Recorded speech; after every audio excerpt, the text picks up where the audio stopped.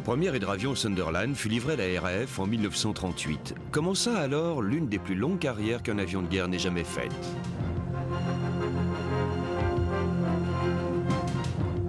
Il fut l'un des seuls avions à opérer pendant toute la Seconde Guerre mondiale et le seul avion de la RAF à accomplir des missions sur le front pendant toute la durée de la guerre de Corée.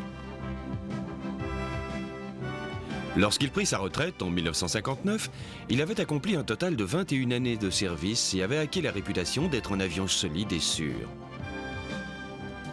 De nombreuses compagnies aériennes britanniques et autres utilisèrent les Sunderland et leurs semblables au cours de la période d'après-guerre.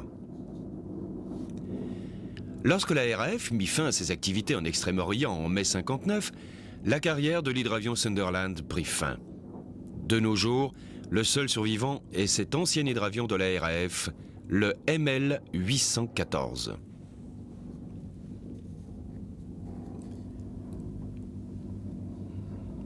Construit suivant le modèle du Mark III en même temps que 24 autres appareils, il quitta les usines Short à Belfast et fut livré à la 57e unité d'entretien en mai 1944. Au cours des 2 dernières années de la guerre, il servit dans la 201e escadrille de la Royal Air Force et dans la 422e escadrille de l'armée de l'air canadienne. En 1945, il fut transformé en un Mark V et envoyé à la 272e unité d'entretien avant d'être transféré dans l'armée de l'air néo-zélandaise sous le nom de NZ 4108. Lorsque sa carrière prit fin, il fut acheté par une entreprise australienne, la Ansett Flying Boat Service de Brisbane. Sous le nom de Islander, ML 814 ou VHBRF dans les registres civils, il fut utilisé par la compagnie Ansett jusqu'en 1974.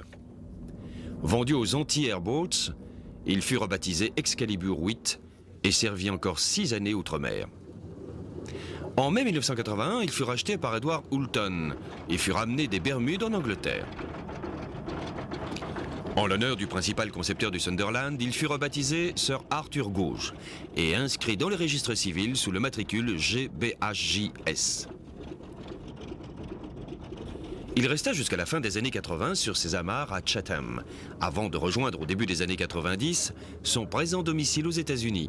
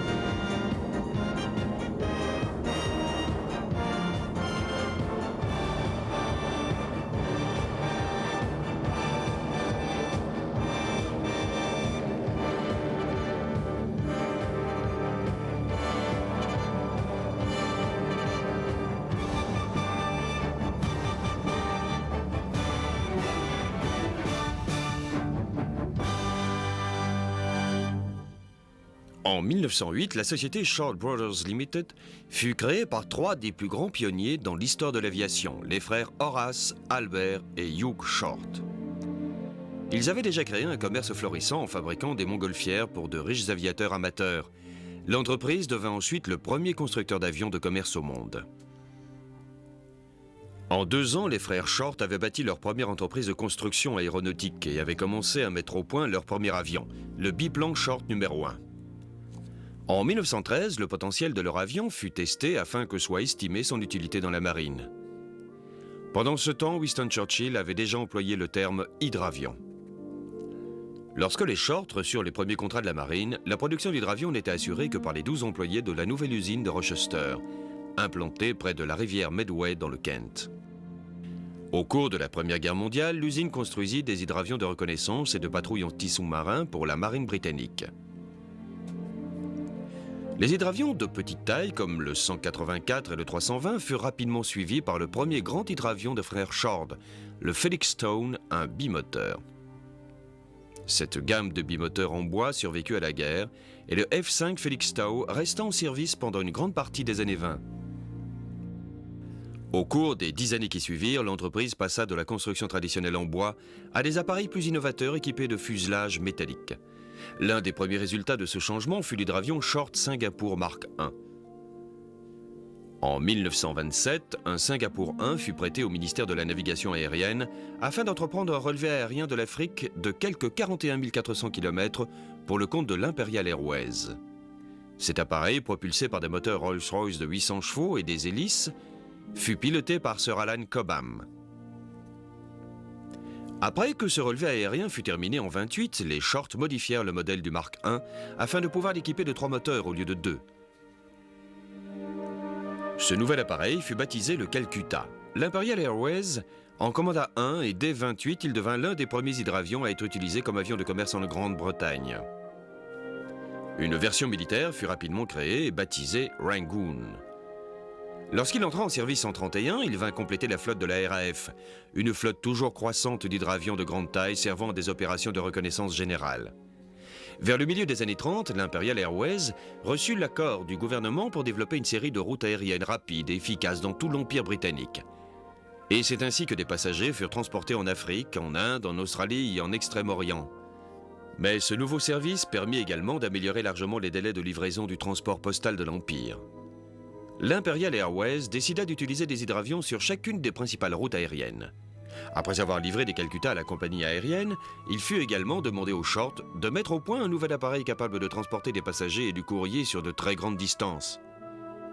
Au lieu de se baser sur le modèle traditionnel des biplans, le principal concepteur, Arthur Gouge, opta pour un monoplan dont les ailes seraient placées assez haut sur l'appareil. Les plans furent établis pour un hydravion à 4 moteurs capable de transporter un chargement de 5 tonnes de passagers et de cargaison.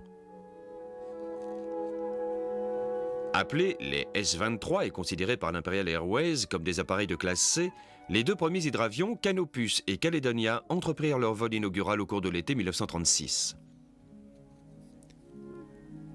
Peu après que les premières commandes eurent été honorées, près de 30 hydravions se retrouvèrent au service de l'Imperial Airways et près d'une quinzaine étaient utilisés par la compagnie d'aviation australienne Qantas. Parallèlement à la mise au point du S-23, un programme était également créé pour trouver un remplaçant au Singapour 3. En 1933, le ministère de la Navigation aérienne avait fourni un cahier des charges R233, commandant un monoplan à 4 moteurs, un appareil de reconnaissance maritime qui pourrait en fin de compte remplacer le biplan Singapour.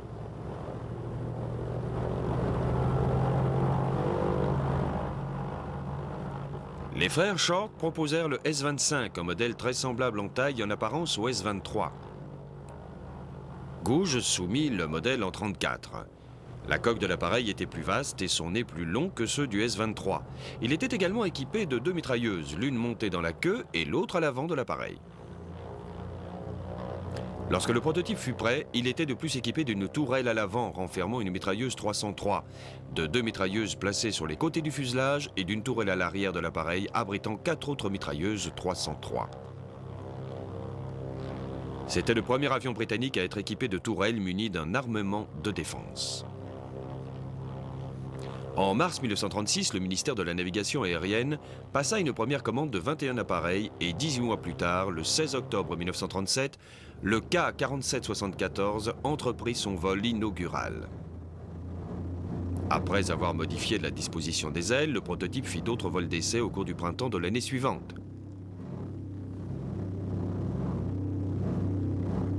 L'appareil, portant maintenant le nom de Sunderland, était propulsé par 4 moteurs Bristol Pegasus 22, développant un peu plus de 1000 chevaux chacun.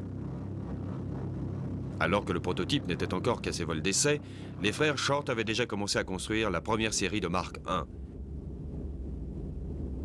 En 1938, les premiers avions étaient prêts et furent livrés à la RAF au mois de juin. La 230e escadrille basée à Seltar à Singapour et la 210e escadrille de Pembroke Dock furent les premières à recevoir ces nouveaux appareils. Les deux escadrilles remplacèrent leur biplan Singapour par les Sunderland. Les équipages de ces avions furent tout d'abord stupéfaits. Ils n'avaient jamais vu une coque creuse de cette taille.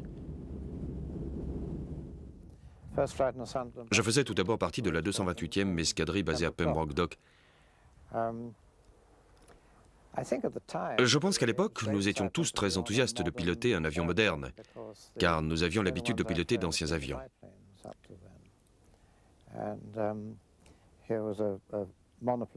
Ce nouvel avion était en monoplan et il était vraiment au sommet de la technologie aérienne.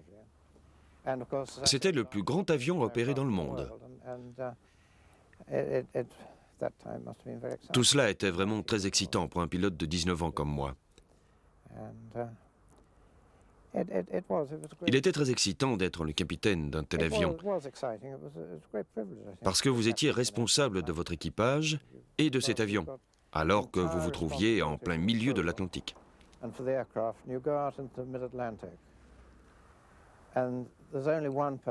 La seule personne qui pouvait ramener l'avion à sa base, c'était vous, car la radio n'existait pas.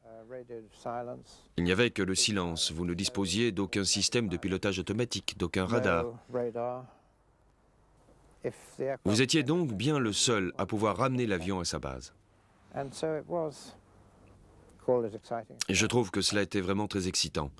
Vous deviez tout calculer par vos propres moyens. Vous calculiez votre altitude. Si vous utilisiez le sextant marin au lieu du sextant aérien, vous pouviez vous retrouver 20 pieds plus bas que prévu.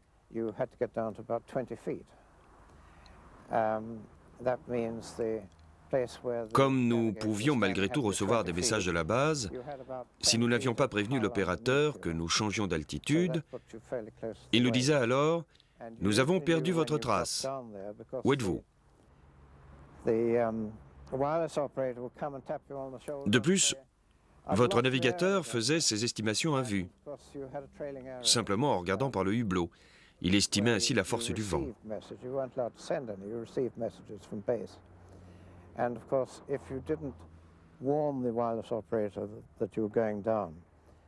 Chaque avion transportait 2 pigeons voyageurs. Si vous vous écrasiez en mer, le meilleur moyen de signaler votre position était d'envoyer un pigeon voyageur à la patte duquel vous aviez attaché un message.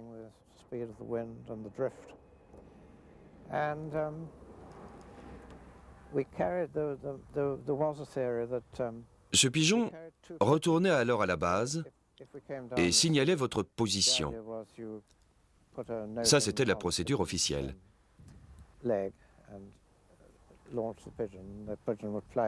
Mais on prétendait qu'il y avait un moyen encore plus efficace.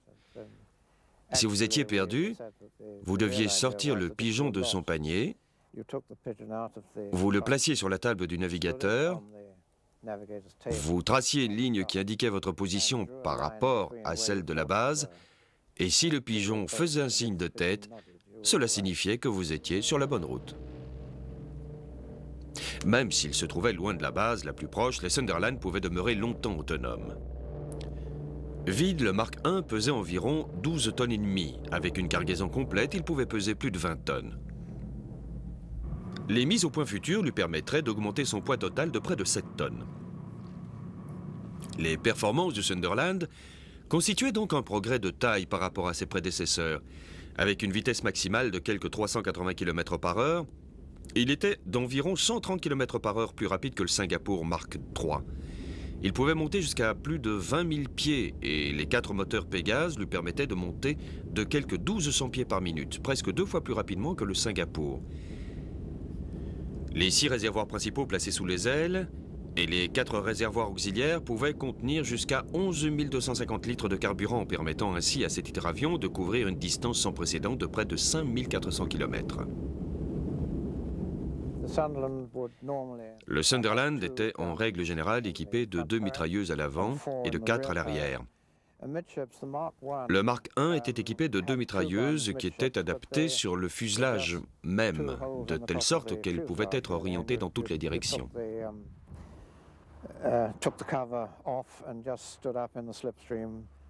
Plus tard, au cours des opérations menées dans le nord de l'Atlantique, 2 mitrailleuses 250 furent placées dans le nez de l'appareil afin de répondre efficacement aux changements de tactique adoptés par les sous-marins allemands.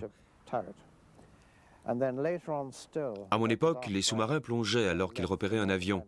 Nous devions alors utiliser nos grenades sous-marines, contenant chacune quelques 110 kg d'explosifs.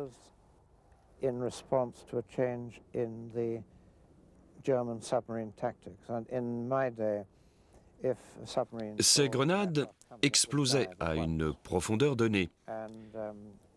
Et alors, vous pouviez modifier cette profondeur de 3, de 6 ou voire même de 15 mètres.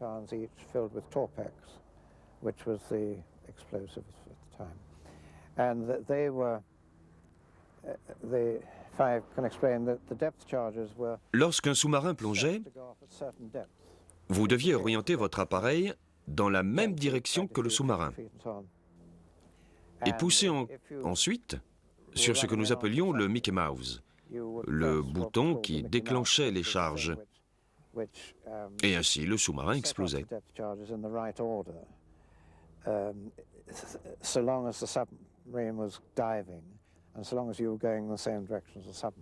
Plus tard, les sous-marins reçurent de nouvelles instructions. Ils devaient rester en surface et répondre aux attaques des avions.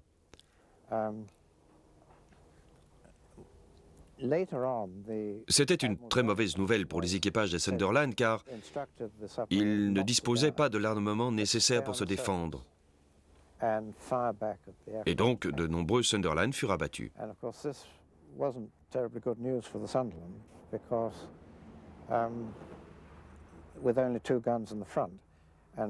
On décida alors d'équiper les Sunderland de mitrailleuses 2.5 à l'avant de l'appareil. Ces armes avaient un plus grand rayon d'action et atteignaient donc plus souvent leur cible. Et vous pouviez alors répondre aux tirs ennemis.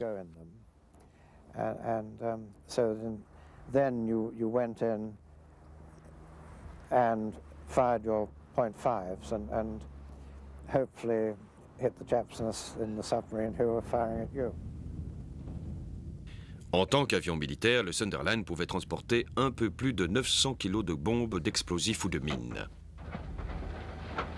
2 rails munis de moteurs furent montés sous les ailes et lorsque l'hydravion entrait en action, les armes avançaient sur ce rail et apparaissaient à l'extérieur par les vastes écoutilles situées sur les côtés du fuselage de l'appareil. Derrière le compartiment réservé aux mécaniciens, le pont supérieur transportait toute une gamme de fumigènes et de fusées éclairantes. À l'arrière et sous ce pont étaient rangés d'autres équipements, entre autres des fusées de détresse, une caméra de reconnaissance, un canot, des réserves de nourriture en cas d'urgence et même 3 pales d'hélice de rechange. À l'extrémité du pont inférieur, un petit passage fermé par une toile donnait accès à l'empennage, au stabilisateur et à la tourelle arrière. À l'avant de la coque, sous la cabine de pilotage, se trouvait la place du bombardier et derrière lui, un canot et l'espace réservé à l'ancre. La tourelle avant était montée sur un rail, ainsi, lorsque l'avion amérissait, la tourelle pouvait être rentrée et la grande ancre pouvait être jetée par cette ouverture. Immédiatement sous la cabine de pilotage se trouvaient les toilettes, l'escalier et connexion, le carré et un espace de repos. Lorsque la guerre éclata en septembre 1939, quelques 40 Sunderland étaient en service. La 228e escadrille, basée à Pembroke Dock, ainsi que la 210e, avaient commencé à s'équiper de nouveaux hydravions 10 mois plus tôt.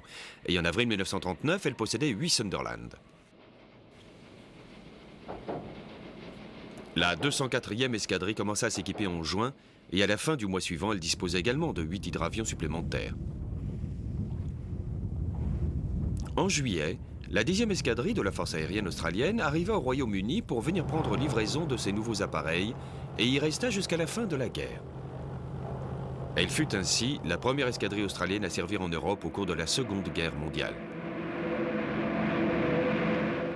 Lorsque les hostilités s'intensifièrent, les Sunderland purent entreprendre le type d'opération pour lesquelles ils étaient véritablement équipés, les longues et pénibles patrouilles maritimes.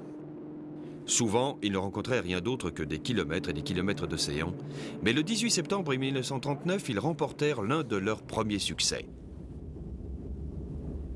Torpillés à quelques 125 km au large de Sorling par un sous-marin allemand, les 34 membres d'équipage du SS Kensington Court s'étaient regroupés dans les canaux de sauvetage. 2 hydravions de la 204e et 228e escadrille leur portèrent secours et 1 heure après que leur bateau était écoulé, l'équipage se retrouvait en Angleterre. Ce fut la première opération de ce type dans l'histoire de la RAF et grâce à elle, tous les Sunderland furent équipés d'un radiogoniomètre. Je faisais partie de la base de Pembroke Dock.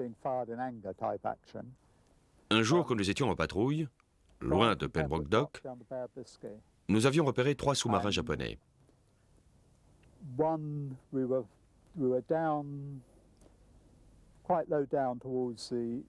Ils se trouvaient à la surface de l'eau et ils avaient orienté leurs armes dans notre direction.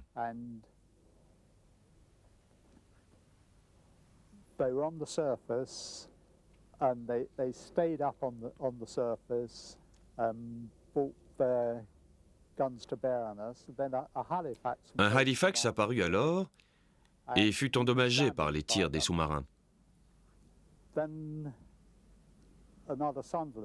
Un autre Sunderland nous rejoignit et nous sommes restés quelque temps hors de portée des sous-marins.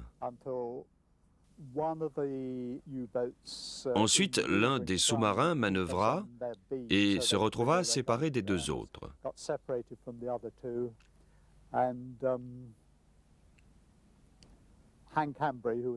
Mon navigateur, qui était un homme très expérimenté, me dit alors « On y va ».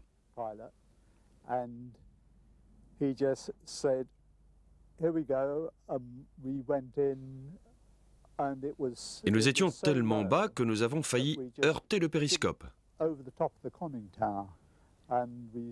Nous avons largué une grenade sous-marine à l'avant du sous-marin et nous avons entendu une formidable explosion.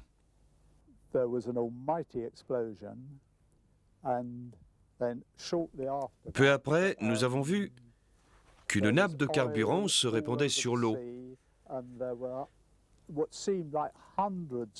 Et il semblait que des centaines de marins pataugeaient dans ce carburant. C'est vrai que nous-mêmes, nous sentions cette odeur. Et c'était la première fois que nous voyions les hommes. Jusqu'alors, nous n'avions vu que le sous-marin, l'appareil.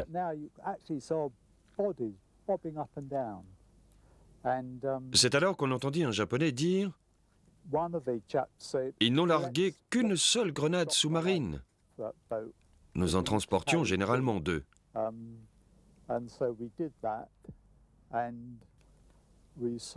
Nous avons largué la seconde. Ensuite, nous avons vu arriver le 5GU-88, qui avait probablement été appelé en renfort par les 3 sous-marins.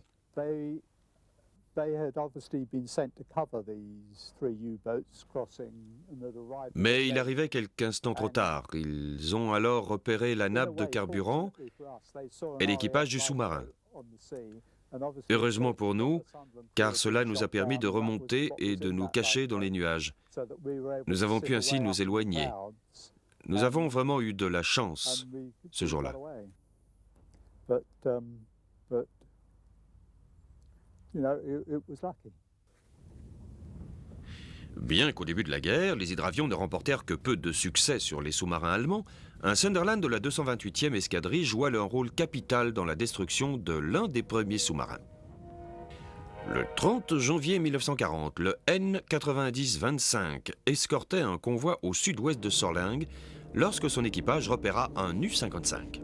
Devant faire face au Sunderland et se trouvant sous la menace de deux bâtiments de guerre britanniques, le sloop Fowey et le destroyer Whitshead, le commandant du sous-marin préféra détruire son bâtiment plutôt que de se rendre. Bien que pour la première fois un Sunderland avait contribué à la destruction d'un sous-marin, les hydravions durent faire face à une situation de plus en plus difficile. Lorsqu'Hitler envahit la Norvège en avril 1940, l'Allemagne étendit son contrôle à de nouvelles eaux côtières. Disposant maintenant de nouvelles bases d'opération, les sous-marins menacèrent de plus en plus les convois de ravitaillement vitaux pour les Britanniques. N'étant toujours pas équipés d'un véritable appareil de détection efficace, il était impossible aux hydravions de localiser efficacement un sous-marin, sauf si leur équipage le repérait à l'œil nu. Même s'ils en repéraient un, les seules armes anti-sous-marines dont disposaient les Sunderland étaient les bombes hautement explosives qu'utilisait généralement la RAF. Celles-ci n'étaient que peu efficaces sur la coque d'un sous-marin et la situation ne s'améliora que lorsque les bombes furent remplacées par des grenades sous-marines bien plus efficaces. Mais en dépit de quelques problèmes qu'avaient posés les armes anti-sous-marins, l'armement défensif du Sunderland s'avéra très efficace. Au cours d'un vol d'escorte au-dessus de la mer du Nord le 3 avril 1940, un Sunderland de la 204e escadrille fut attaqué par 6 Junkers Ju-88. Au cours de la bataille aérienne qui s'ensuivit, un appareil allemand fut abattu. Un second dut se poser en catastrophe en Norvège et les 4 autres furent mis en fuite.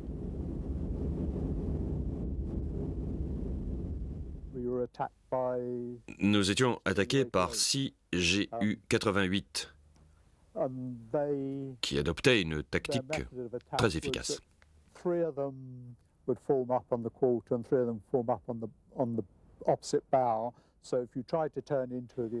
Il y en avait de chaque côté de notre appareil. Si nous essayions de virer de bord, nous nous exposions au tir de 3 autres appareils. Ils n'ont pas commencé à nous attaquer immédiatement. Pendant le combat, nous avons remarqué que l'un des appareils échappait de la fumée. Nous avons dû le toucher, mais tout était tellement confus que nous n'avions pas vu que nous l'avions touché.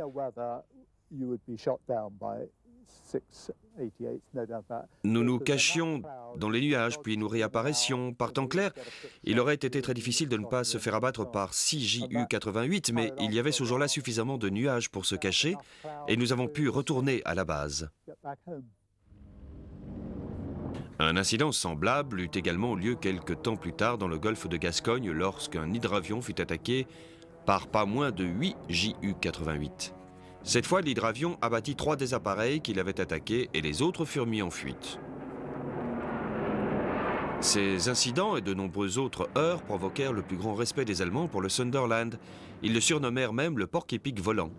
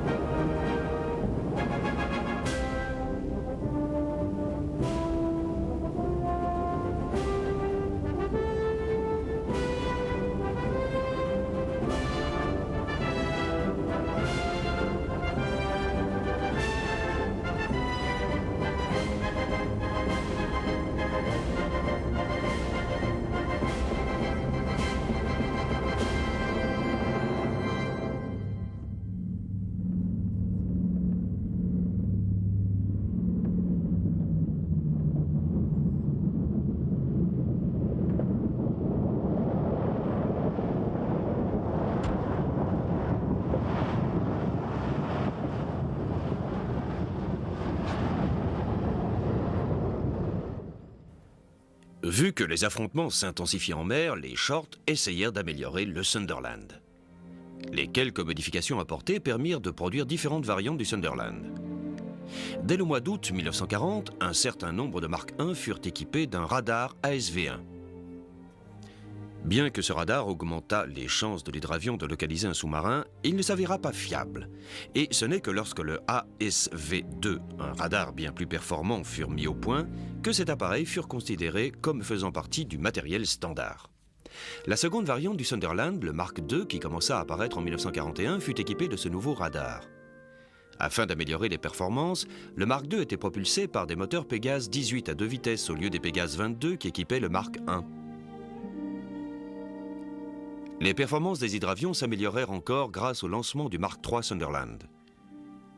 Muni d'un nez plus court afin d'être plus facilement manœuvrable, le premier Mark III produit s'envola pour la première fois en décembre 1941. Afin de répondre aux besoins toujours croissants d'améliorer l'armement, on augmenta la puissance de tir de certains nouveaux hydravions. Le Mark III devint la principale variante du Sunderland pendant la guerre. Plus de la moitié des 750 hydravions construits étaient des Mark III.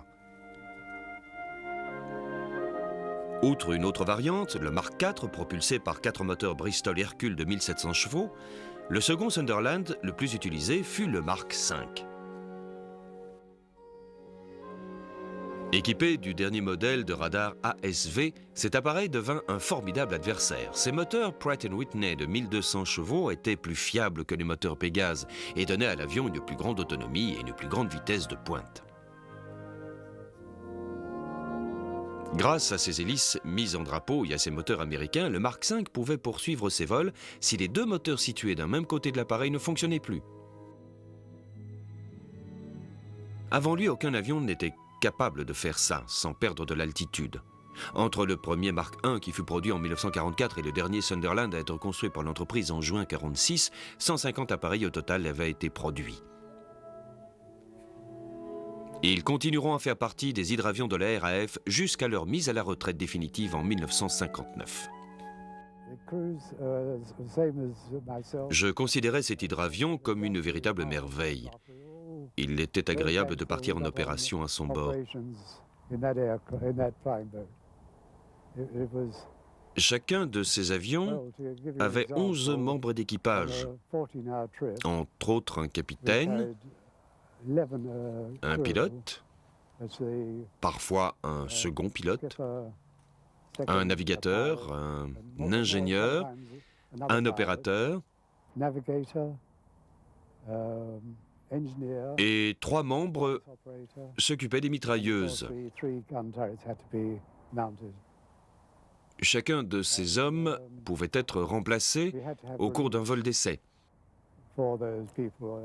ce qui était vraiment utile, car je peux vous dire que vous étiez épuisé et que vos yeux étaient vraiment très fatigués après quelques heures de vol. De plus, vous pouviez prendre 2 repas à bord. Un premier repas composé de lard et du steak et des légumes pour le second. C'était très bon.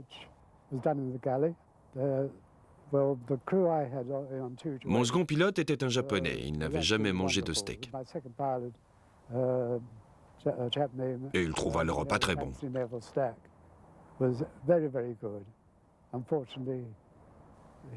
C'était un excellent pilote. Malheureusement, il est décédé il y a 1 an. Mon navigateur faisait vraiment parfaitement son travail. Il est mort également dans un accident d'avion en Espagne.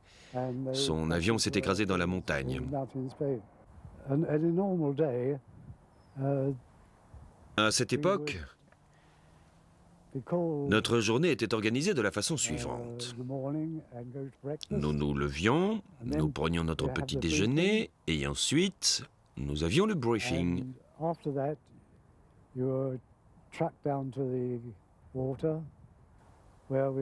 Après le briefing, nous prenions un canot et nous montions à bord de l'hydravion par la porte avant.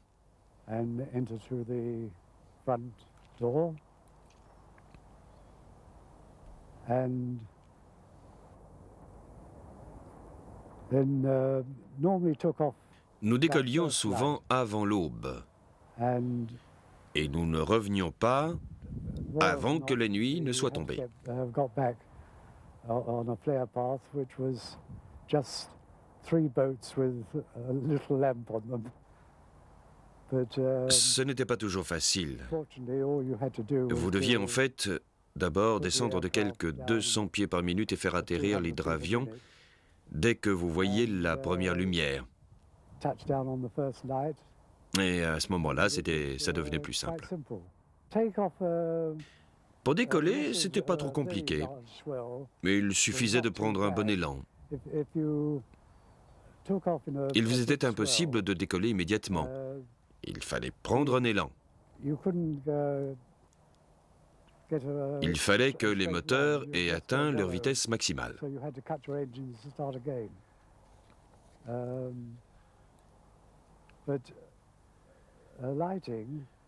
De jour comme de nuit, la procédure d'atterrissage restait la même.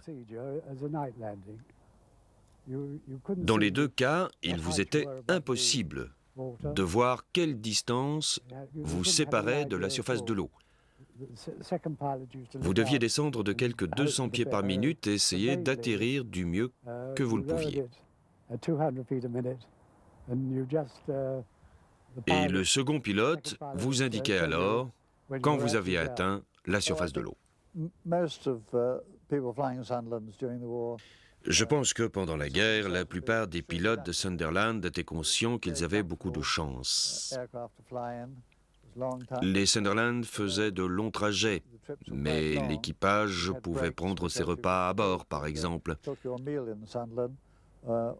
Le pilote pouvait se reposer pendant qu'un autre prenait la relève.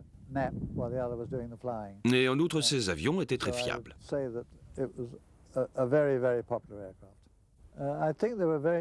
Je pense que nous étions très fiers d'appartenir à l'équipage d'un Sunderland.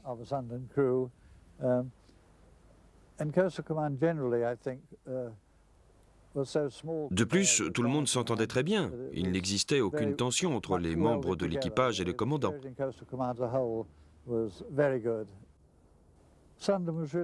Il régnait une très bonne ambiance. Le Sunderland était un avion très fiable et facile à manœuvrer tant que vous disposiez d'une profondeur suffisante d'eau, comme c'est le cas pour tous les hydravions.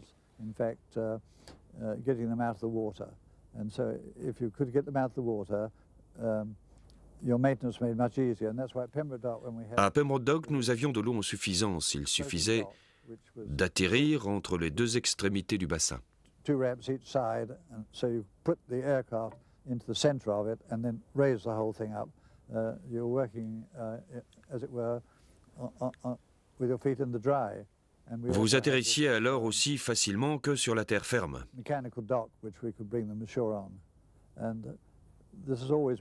Nous avions également à Pembroke Dock un bassin dans lequel les hydravions étaient réparés. Cela a toujours posé problème.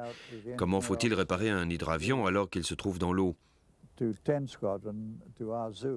C'était un problème pour tous les hydravions du monde.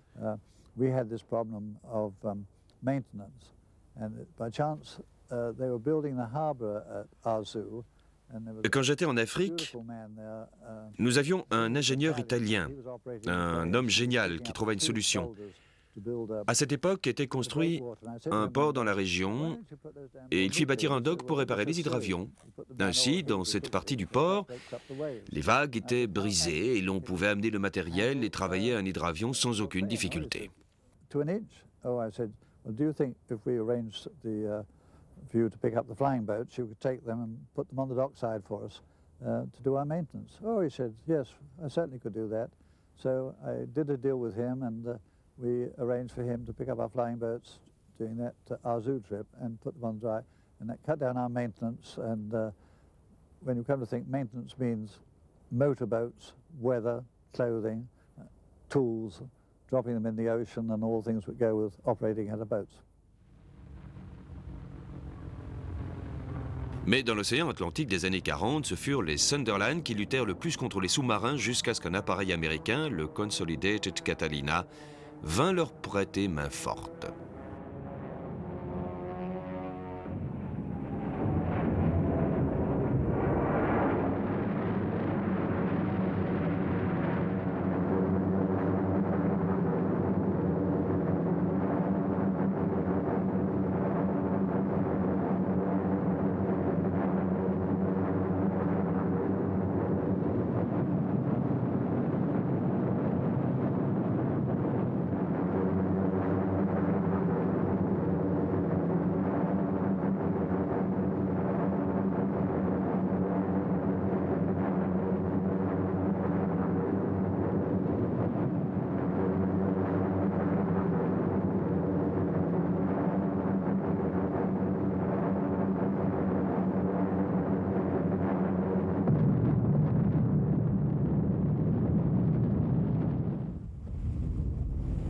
Alors que les escadrilles des Sunderland continuaient à assurer leur patrouille anti-sous-marin et à escorter des convois, ils acquièrent également une excellente réputation pour avoir effectué des opérations de sauvetage dangereuses. De nombreux hommes doivent la vie à ces missions de secours menées en plein océan et le long des côtes. Au cours des invasions allemandes en Norvège, en Grèce et en Crète, les hydravions arrachèrent un grand nombre de soldats alliés aux griffes des troupes de l'Axe. Au cours de l'évacuation de la Grèce en avril 1941, un Sunderland de la 228e escadrille n'évacua pas moins de 80 soldats et membres du personnel de la force aérienne en un seul vol.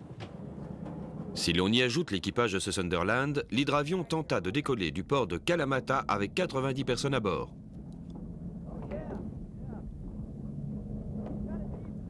Quelques jours plus tard, les troupes de parachutistes allemands attaquèrent la Crète et à la fin du mois de mai, les Sunderland entrèrent à nouveau en action. Cette fois, ils devaient assurer des missions d'évacuation entre l'île assiégée et l'Égypte, une région sûre en comparaison de la Crète. À Tarente, en 1940, les efforts qu'ils fournirent pour assurer des missions de reconnaissance vitale de la flotte italienne permirent à l'armée de l'air de mener une attaque victorieuse. Tout au long de la guerre, les Sunderland, et tout particulièrement ceux de la 230e escadrille, accomplirent des missions dans presque toutes les régions, entre autres en Europe, au Moyen-Orient et en Extrême-Orient. Cette escadrille changeait sans cesse de base, ce qui prouve bien que ces appareils menèrent des missions dans le monde entier au cours de la Seconde Guerre mondiale.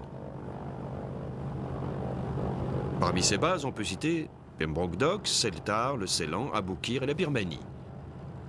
Au cours de la guerre qu'elle opposait au Japon, la 230e escadrille dut évacuer des troupes de Birmanie et peu de temps après, elle lança l'une des premières attaques fructueuses contre les navires japonais.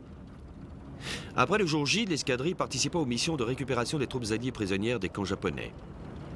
Lorsque la guerre prit réellement fin en Europe en mai 1945, la RAF décida de maintenir par simple précaution des patrouilles anti-sous-marins pendant un mois encore.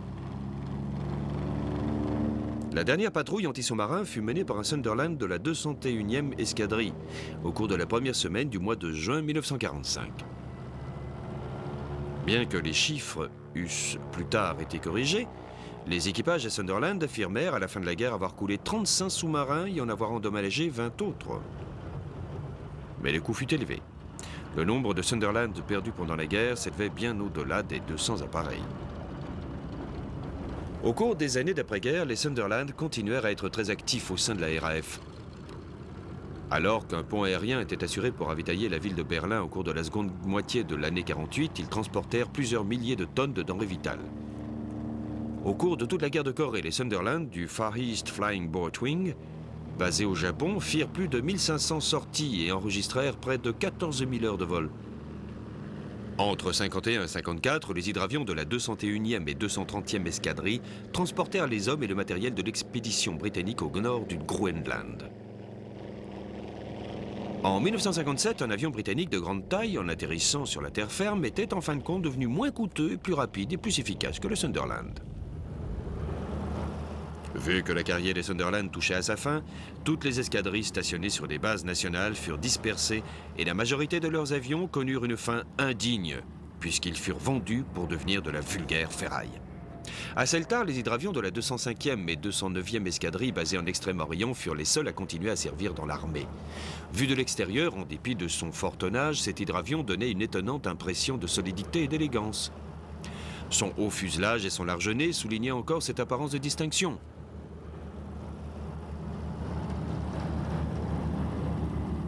Sa solidité, sa vaste capacité de transport et son puissant armement de défense lui permettaient de remplir efficacement un grand nombre de rôles.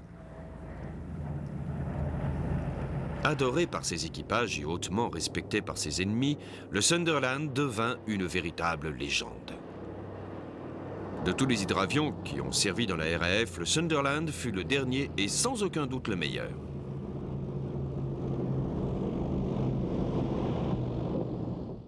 Je ne sais pas ce que je pourrais encore ajouter.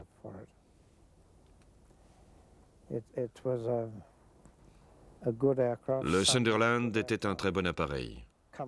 Tout le monde l'aimait. En tous les cas, je ne connais personne qui n'ait pas apprécié cet avion. Mais il fut rattrapé par le temps. Bientôt apparaîtraient les grands jets et le Sunderland aurait alors perdu toute sa raison d'être. Les grands jets avaient besoin de vastes pistes d'atterrissage et on en construisit évidemment pour eux.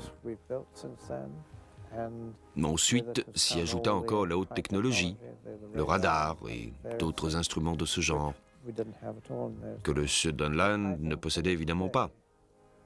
Mais je pense qu'en son temps, le Sunderland fut un excellent appareil et qu'il fit très très bien son travail. Tout le monde aimait le Sunderland. Quand vous étiez à bord de cet énorme appareil, vous aviez l'impression d'être un géant. Il était très différent du Wellington.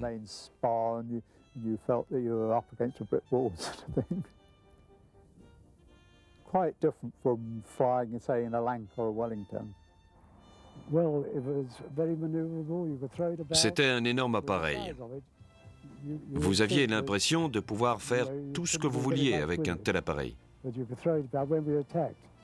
Lorsque vous étiez attaqué, cet avion vous permettait de virer de bord facilement. Oui. C'était un superbe hydravion. It was a really marvelous aircraft.